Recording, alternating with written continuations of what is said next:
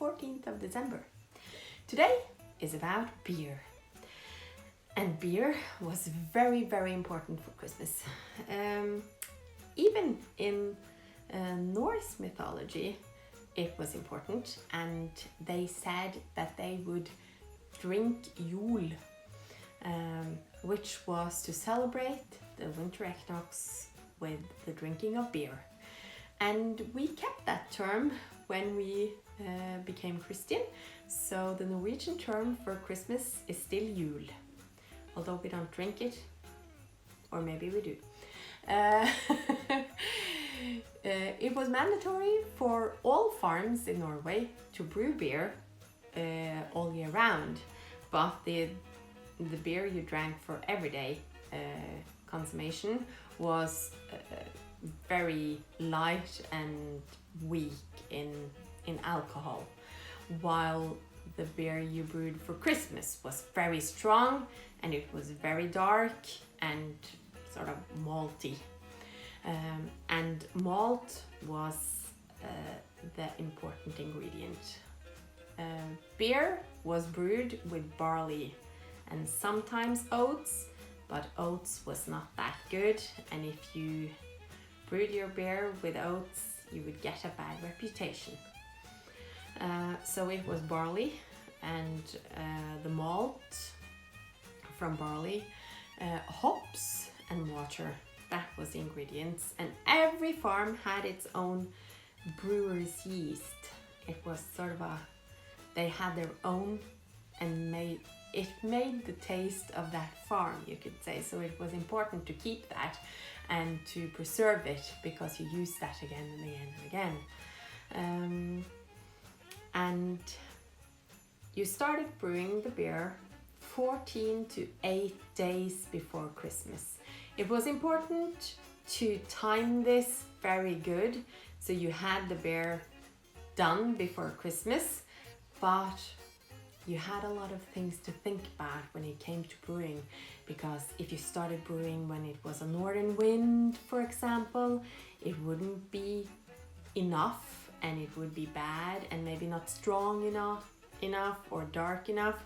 So these were things you had to mind when you brewed. And I said earlier in the calendar that it was only the men who brewed beer. That was a lie. Because the men had the responsibility of the barley and the malt, but it was actually the women who did the brewing. So yeah, it was somewhat correct, but not completely. And when the beer was done, they had sort of specific groups of neighbors who went from farm to farm and tasted the beer. And this was very important and a big part of the Christmas tradition. It was important to be generous with your beer, and the farmer who had the best beer would get sort of a high status in the society, the community. And if you had bad beer, that was not very good. Women had the same thing with butter, but not at Christmas, but for weddings. So if you had bad butter, white, lumpy, and not enough salt, you would not get not good grades. Yes, so beer. For Christmas, it was a grown-up's drink because it was very strong and it was supposed to have a kick.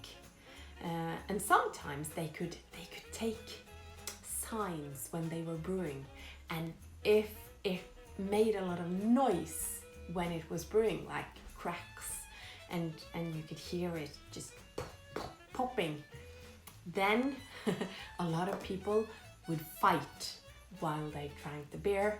And if they had very noisy beer while brewing it, you would invite your neighbors to listen to it and say, oh, we're gonna have so much fun when we drink this beer.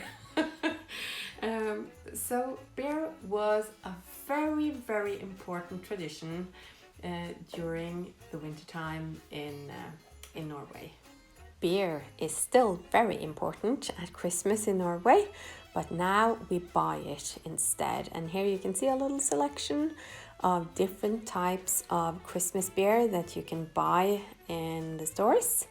Some are made of big breweries and some are made of small, and it's a lot of variety.